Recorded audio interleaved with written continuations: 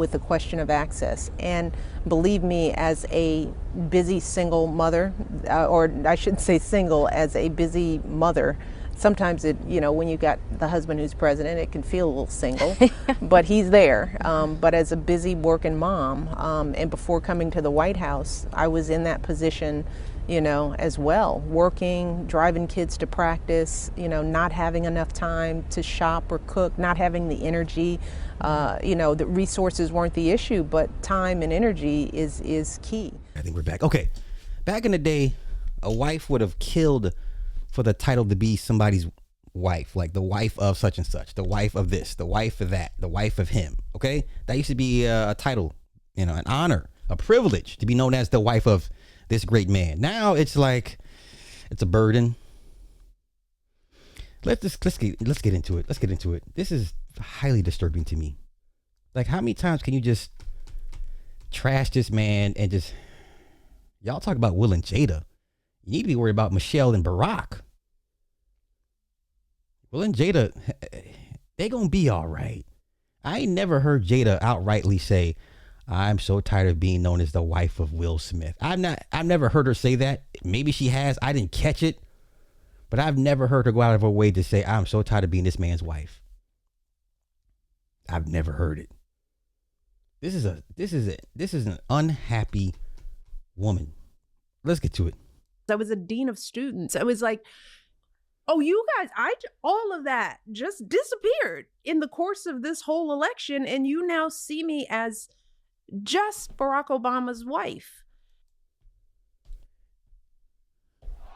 To her, that's a slight. To her, that's a slight. So she takes that as a reduction in status to be known as the wife of Barack Hussein Obama. Okay, let's continue. Remember, she called herself a single mother. This is the same woman that called herself a single mother when this man was in office. Okay, come on. So that made me say, what, that quickly, my shoes become the most important thing about me, right? And again, not unique to me. It can happen to the best of us. So I shied away from fashion leading the conversation, but I knew I didn't completely control it. So let's lean in.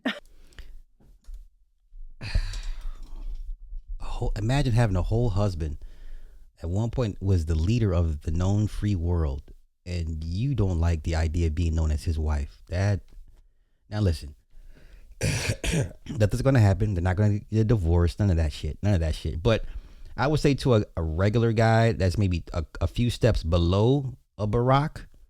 Let's say you're, what's below Barack? If you're in that category, like a couple steps below Barack, and your wife talks like this, divorce the bitch. She's not worthy. She's not worthy. She's not worthy. I want to go through this thread. And I hate the black man, black woman conversation, gender war shit. But when you have public figures that talk like this and the youth pick up on this, they feed off of that. Why would you tell the kids? There's some child out there that aspires to be married. Why would you tell young ladies like, oh, you don't want to be known as the wife of a dragon slayer? That's beneath you. That's a disservice to you and all of your accomplishments. There's nothing she could have done ever that would have matched being this man's wife. Nothing. He was a former president. 2 terms. What are we talking about? There's nothing she could do after that. There will be no greater accomplishment than being the wife of a 2-term president. There's nothing you could do. Nothing. This is sad. I just want to go through this thread. Just hear me out. On behalf of Barack Obama to be president because Barack Obama has a black wife. And I don't think a black woman could be first lady of the United States. Yeah, I said it. I said it in Johannesburg, I said it in London, England, I said that shit. I said it at the Apollo Theater, I said that shit. I don't believe a black woman could be first lady. You know why? Because a black woman cannot play the background of a relationship. Truth is always told in jokes. Truth is always told in jokes. We're laughing, but it's dead on. Dead on. Don't get me wrong, a black woman could be president with no problem. First lady, too much shutting up in that job. Can you imagine telling your black wife that you president? Honey, I won, I'm president. No, we president.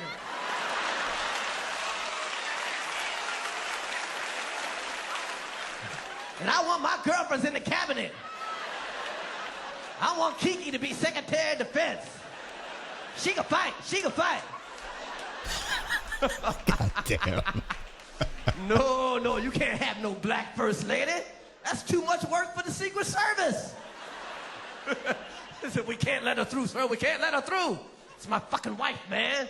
She's gonna kill you. Okay. Humor me. I want to go down this thread with y'all together. Wait. First of all, it's June Cleaver, not Joan Cleaver. Go sit your ass down somewhere.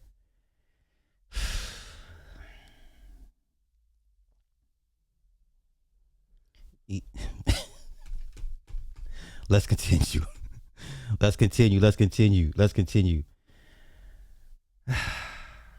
Somebody act. What? It's June Cleaver.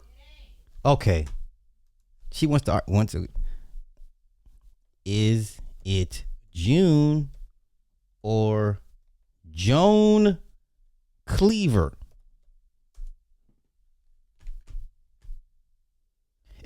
I told you. Why would I even listen to her? Why?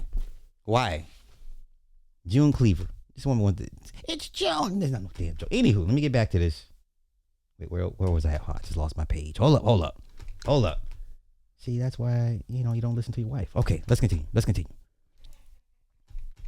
Now, this person said something very, very, very, very thought-provoking. This person said, I'm convinced we did something bad in the biblical days, and these women are the punishment. The most accomplished black man in American history, and his wife picks up a mic to talk about how she's just as important. Okay? This is why a man must never concede his presence to a woman. Clinton was getting oral inside the Oval Office, and Trump openly admitted to grabbing a woman by her private parts, not going to mention JFK, and yet their wives have not said one word of contempt. Let that sink in. Okay? Now, what's said in the private, something different. But openly admonishing your mate, they've never done that. I can't recall. Okay?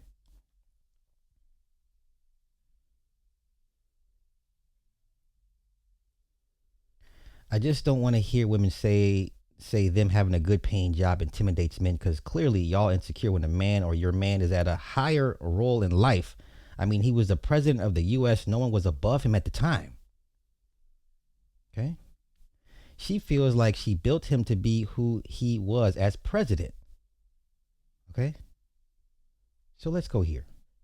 And I remember that the black law students had organized an orientation for the first-year students.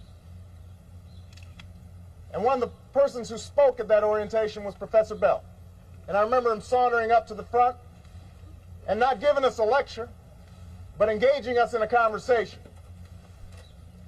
and speaking the truth and telling us that he has to learn at this place that I've carried with me ever since. Now, we all know that Barack was groomed long since birth.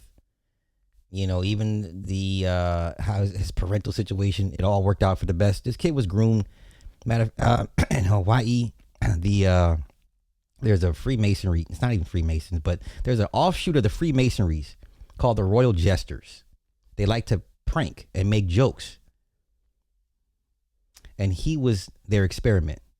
It's called the Royal Jesters.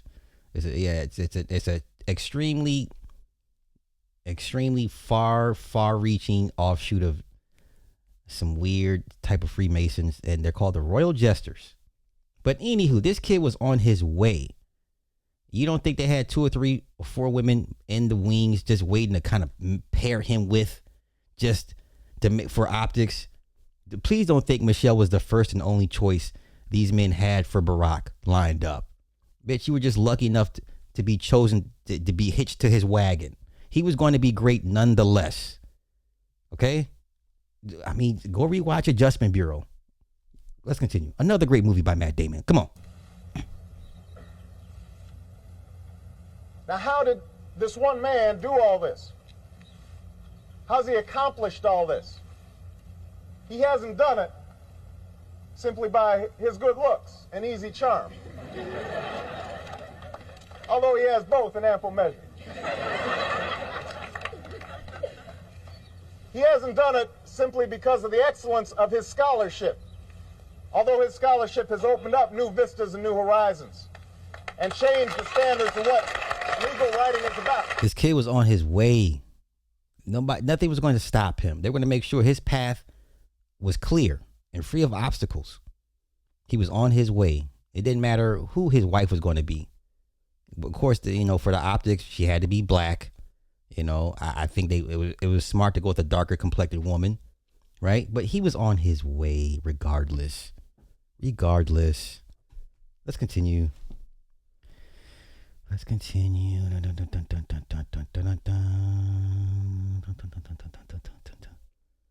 I like this here. Barack gave her the perfect on-ramp to do whatever she wants. She could be the mayor of almost any city in the country, yet she chooses to spill tea about their marriage every time it pops out.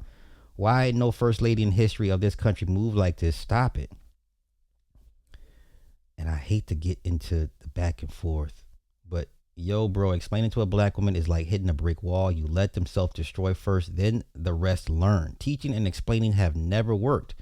This woman responds, no, y'all just can't comprehend, and you took a 37-second clip and ran with it and didn't even watch the interview. But I forgot y'all probably the same people she was talking about, because in this very interview, and I'm sure it just...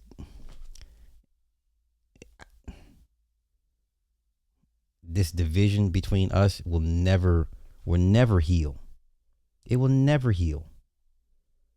Who's worse, her or Aisha Curry? They're neck and neck if you ask me.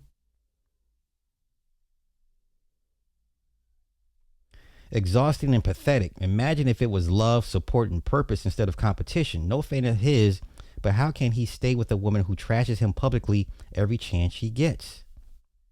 Here we go. There's a conversation here people don't like having. In some spaces, black male achievement is often reframed as something that needs to be interrogated, shared, or morally redistributed rather than simply acknowledged. That tension can feel like competition, even when it's subtle and unspoken. It's exhausting because it rarely allows black men to exist without qualification.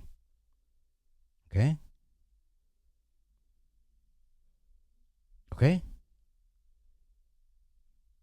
Uh-oh. The biggest competitor that black men have in their life for the last 40 years, at least, are the black women in your life, especially the one that you pillow talk with every night. Okay? This is what these people are saying, right? They live in competition with each other, and given time in the spotlight, they will just all destroy each other, just like in Africa. Oh my God. Okay. That was dumb. Oh, I like this. Reminds me of Mary Jane and Peter Parker. They cheer for only you. Like, aren't you happy for your man? Why compete? Just complete. Okay. This is interesting. Should stop being exhausting and become infuriating enough to be dealt with accordingly. A lot of men have convinced themselves that there's some sense of nobility in hearing a woman voice opinions like this. A pathetic bunch. I concur. Quite literally the politician version of Aisha Curry. Okay. I do remember when she said, yeah, I feel like a single mother. Like, how? You have staff. Like, you have a whole staff to help you with Malia and Sasha. They have to want for nothing. They have servants. What are you talking about? They basically modern day slaves at their beck and call 24/7. How do you feel like a single mother? But once again, I hate to talk, but I get it. I get it. I get it. I get it. I get it.